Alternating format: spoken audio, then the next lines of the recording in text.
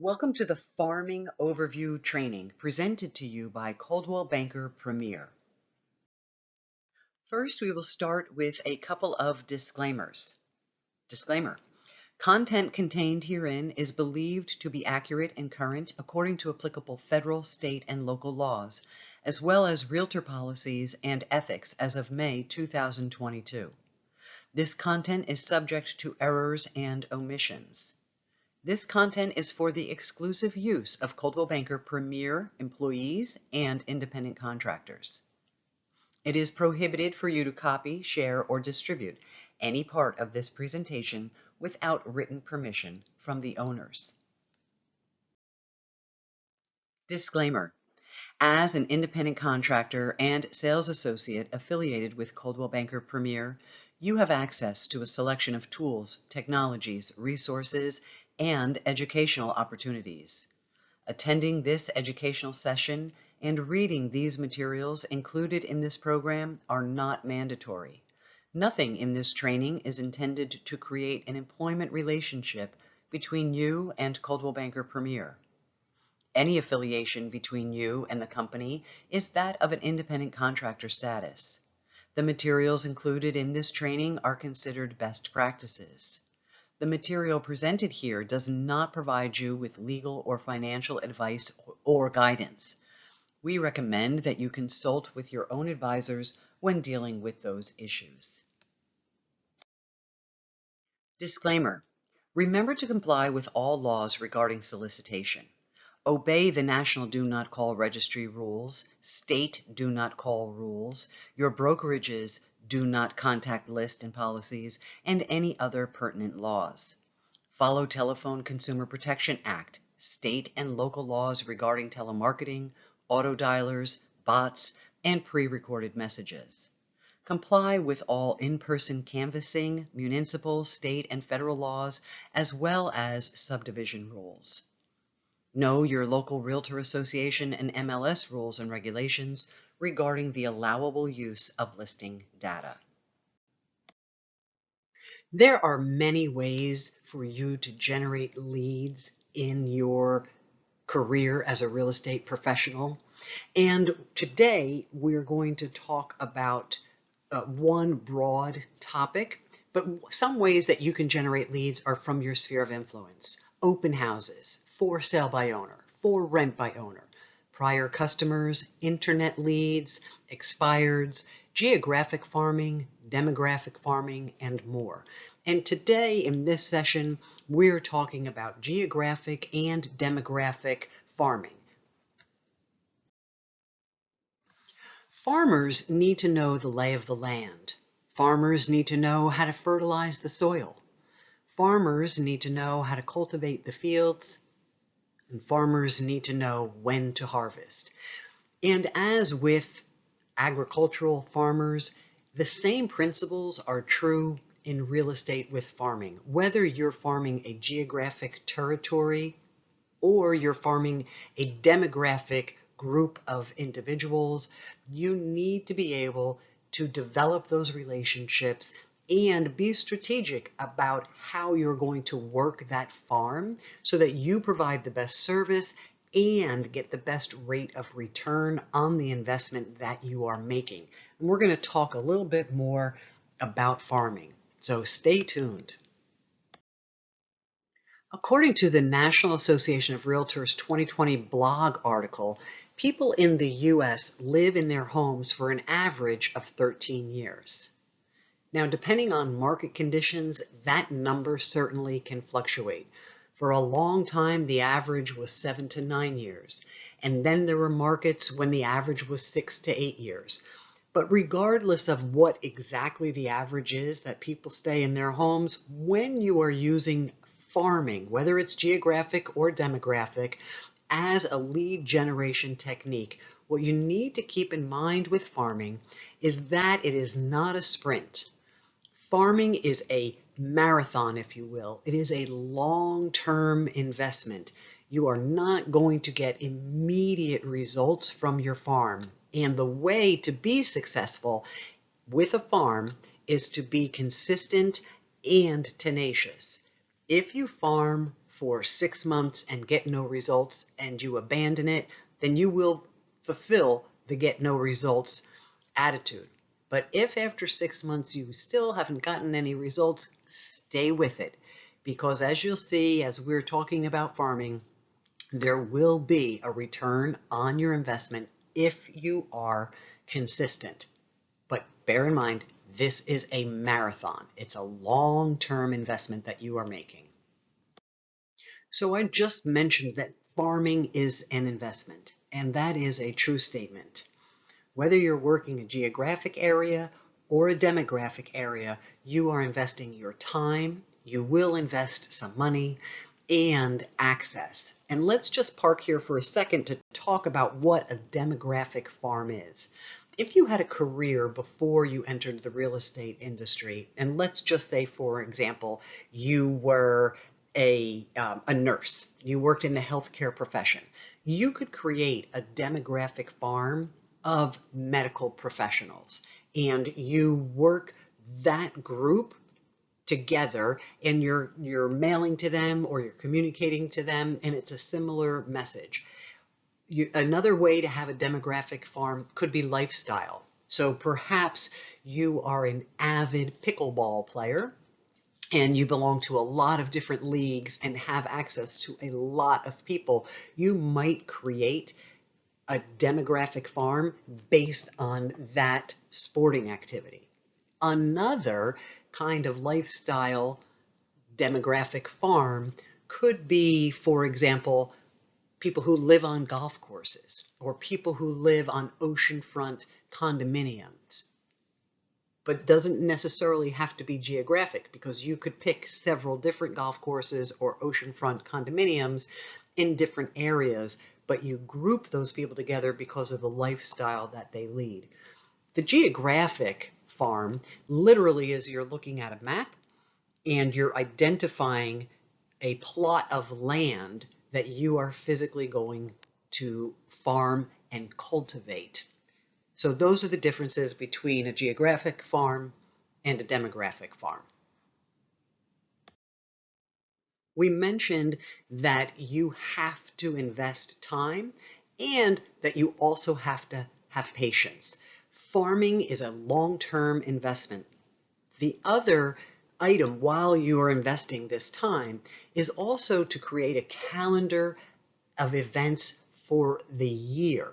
Annualize what you're going to do so that you can budget your marketing dollars and know what your expenditures are going to be as you're reaching out to the people in your farm area, whether that includes postage or it includes magnets for the refrigerator, whatever you choose to do to cultivate and develop those relationships and keep your name top of mind within that group of people. It's important to have a calendar, and it's important to track what you're doing, what kind of response you're getting, because if you get zero response, something needs to be changed. You have to adapt so that people are engaging with you. A calendar is key. Working your farm will require that you have a budget. How large that budget is entirely up to you on what you want to invest in. It can be a very small budget. It could be that you're just investing in your time, but there will be some gas most likely that you will spend as you go into that market, whether it's the lifestyle market of golf course communities or it's that geographic market, because you're going to want to have a physical presence. So there will be some kind of outlay of capital. You decide on that budget, and you should decide on that budget before you launch your farming campaigns. Access. You want to make sure that you are farming either the geography or the demographics where you're going to have access. If, for example, you pick oceanfront condominiums, but you don't live in one and they all have security at the front gate and you can't get in, that may not be the best lifestyle or demographic farm for you. The same is true with, for example, I used the healthcare professionals before. If you are not a healthcare professional, or if you don't know the jargon and you're not authentic in that specific niche, then it's probably best that you don't work that niche because you're not going to have access. And people in the farm need to know they can trust you and that you are genuine. So there are some considerations when creating this farm. What's the minimum farm size that you should consider?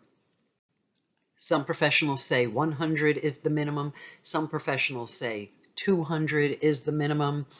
And I would suggest that you don't start a farm with any less than 100 individuals. And we're talking, of course, homeowners. The turnover rate. So I think it's very difficult to qualify the turnover rate for a demographic farm that is not based on lifestyle and real property. If it's based on, like we said, the medical profession, or it's based on teachers, or it's based on watercolor painters, it's really difficult to figure out what the turnover rate is. However, if it is based, then you can use the averages probably of the National Association of Realtors. But if it's based on a geography, then you need to do your homework and your research, and you need to look at the MLS and the tax records and see how often those properties turn over. So for example, if there are 100 properties in the last 12 months, how many of those 100 properties changed ownership?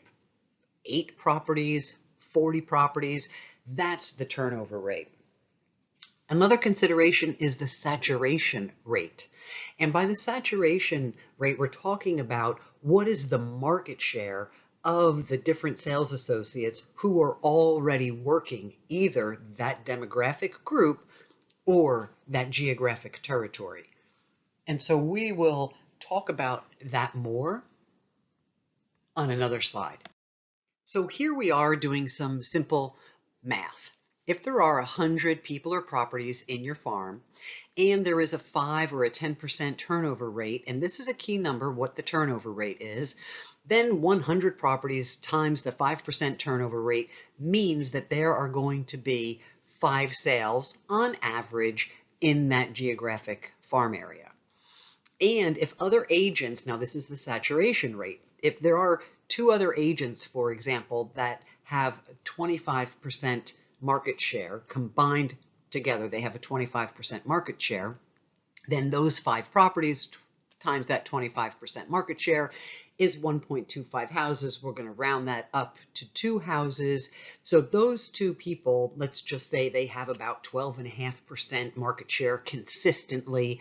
So we can kind of forecast that they're going to get those 2 properties. So that leaves 3 properties for other agents in that farm area to compete for. So again, another key number that some experts say is that if there is a 20% saturation rate by one sales associate in a geographic territory, they pretty much have a stronghold. And if there are 2, one has 20% and another has 20%, you might want to look for a different geographic territory because it will be very difficult to break in to that market.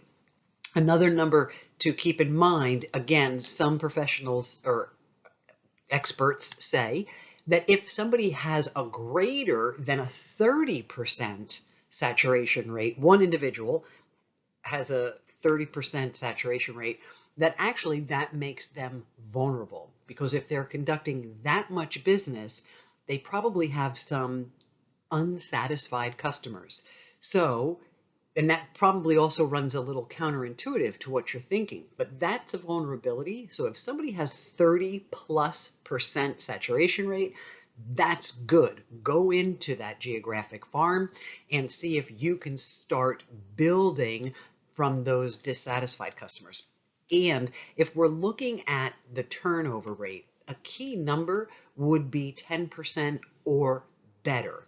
If a community has a 4% turnover rate, you probably don't want to invest a lot of time and money in that community because it's too slow of a turnover.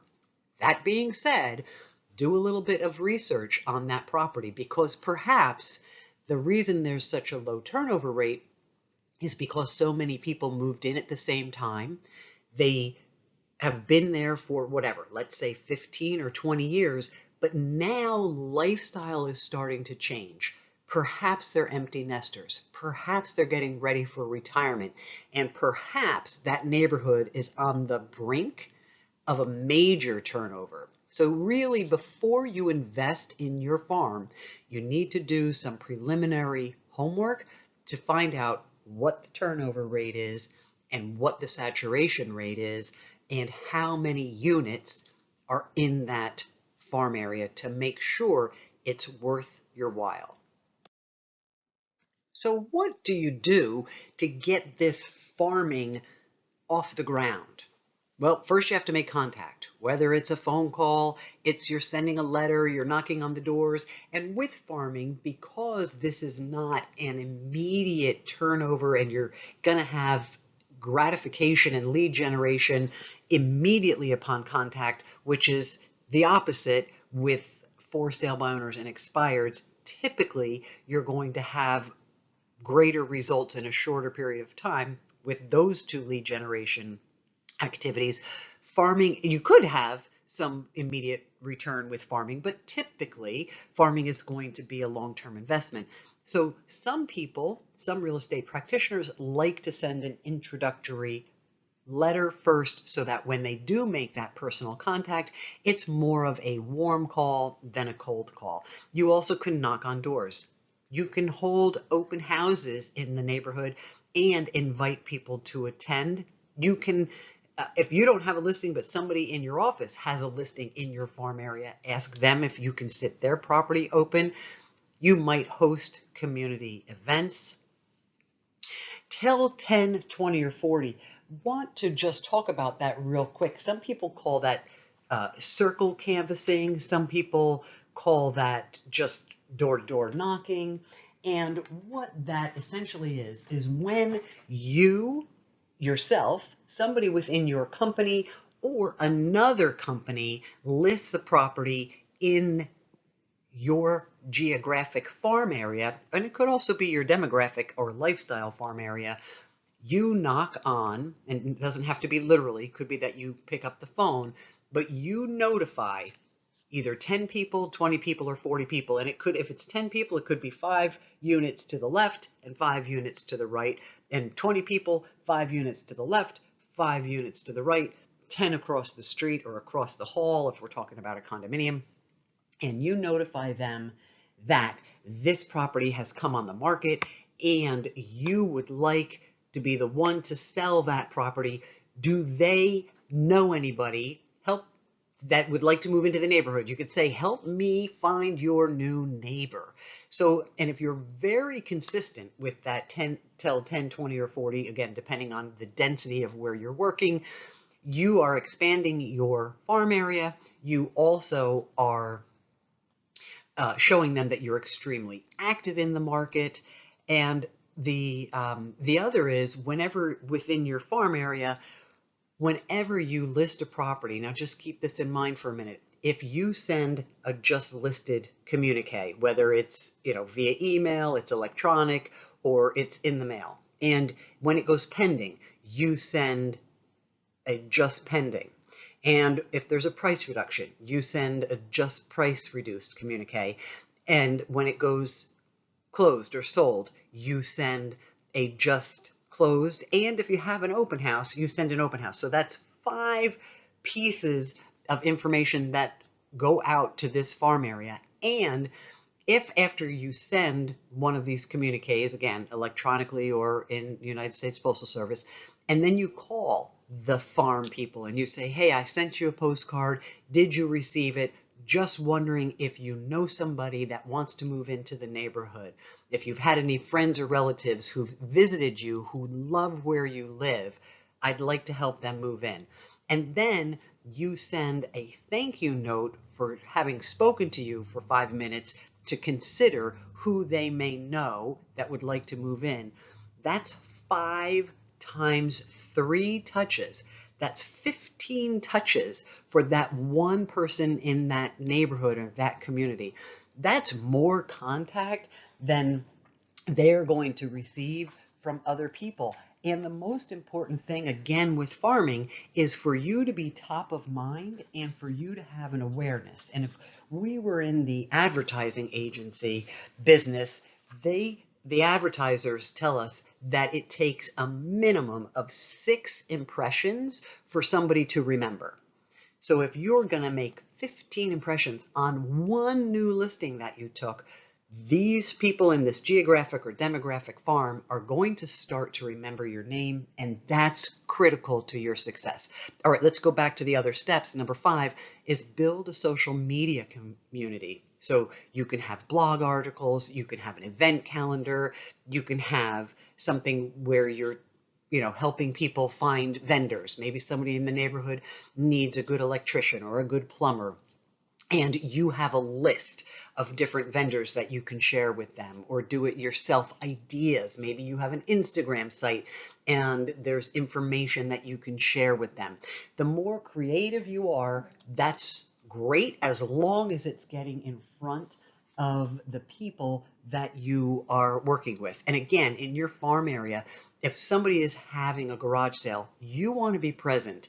Put $5 in your pocket and buy a 10-cent item here or a 50-cent item there, but you want to make sure that you are circulating to percolate, right? People need to see you, and wear some kind of a t-shirt, a ball cap, but something that identifies you. So as you're walking through, they're like, oh yes, that's so-and-so. I got a postcard from them, or I get that email from them. And if there is somebody in the farm that you don't know, obviously you're going to introduce yourself. And if they are not receiving communication from you, ask if they can please be added to your list. Reasons to meet people in the farm, and we've talked about this a little bit, but if a new property comes on the market and it's not listed by you or your company, preview that property. Preview all for sale by owners. It's really important that you truly are the expert in that geographic farm. Survey the residents. Ask them questions. What do you like best about your neighborhood or your community? If you could change anything in the neighborhood or the community, what would you change? So that you are learning from the residents, if you don't live there, exactly what's good and not so good, because this will help you immensely when you go on listing appointments and when you're trying to market properties that you list. Like I said before, attend garage sales, attend all open houses. If your competition or a for sale by owner is hosting an open house, go preview the property, be seen, because most often neighbors will also go to the open house. So it's important that they see you active in the community. Give the people in your farm Prospect Square market reports. Network to assist them with their needs. And something else to keep in mind, if you are already doing things for your sphere of influence, for example, you have an e-newsletter that you send out, that same newsletter can be sent to your farm if it's somewhat generic. You don't have to create an entirely new product just for your farm. Keep it simple for yourself, that you're communicating with a lot of different people, and obviously I would communicate with them in a segregated fashion so that the headline or the subject line in the email is directed toward the people that live, let's just say, for example, if your geographic farm is the Falcon Crest subdivision, that's what's in the subject line. Falcon Crest residents, great news. Your sphere of influence should have a different subject line. Friends and family, however you want to do it, but you want to make sure that you're being as efficient as possible, because as you grow your business and you build your sphere and you build your farm, you don't want to have to create more work. You want these systems to be duplicatable, replicatable, so that you can scale and continue to grow your business. Here's a quote: "Tough times never last, but tough people do." That's really important for your farming because remember, this is a long-term investment. So Notre Dame University did a study several years ago, and it discovered that 44% of all salespeople quit after the first no. 22% of all salespeople quit after the second no.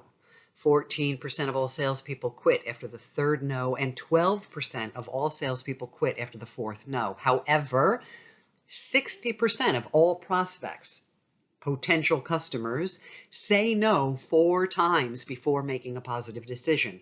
So that means only 8% of the salespeople are remaining in the business to do the business. You want to be one of those 8%. Let me also say here on this page that when you're working a geographic or demographic farm, the likelihood is that other real estate sales professionals are working that same territory. But ask yourself, who needs your services? Are there potentially sales associates working that same farm area as you that don't have the same skill set, or perhaps don't have the same level of integrity or interest in ethics that you have?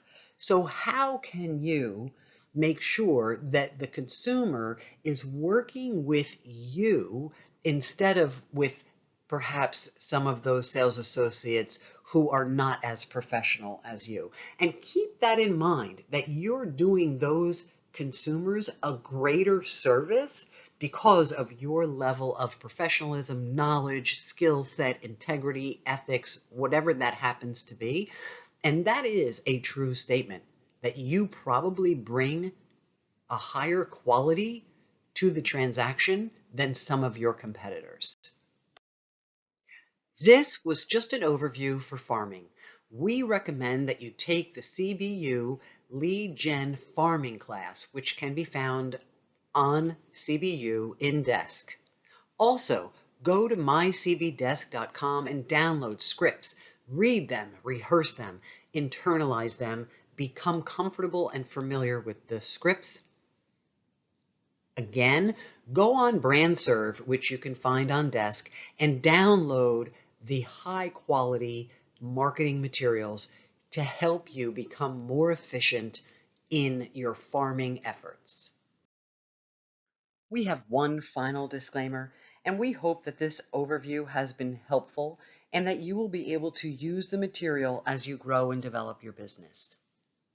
As an independent contractor and sales associate affiliated with Coldwell Banker Premier, you have access to a selection of tools, technologies, resources, and educational opportunities. Your success depends largely on the efforts you put forth to grow your business. The systems and staff Coldwell Banker Premier have in place are to support and enhance your efforts.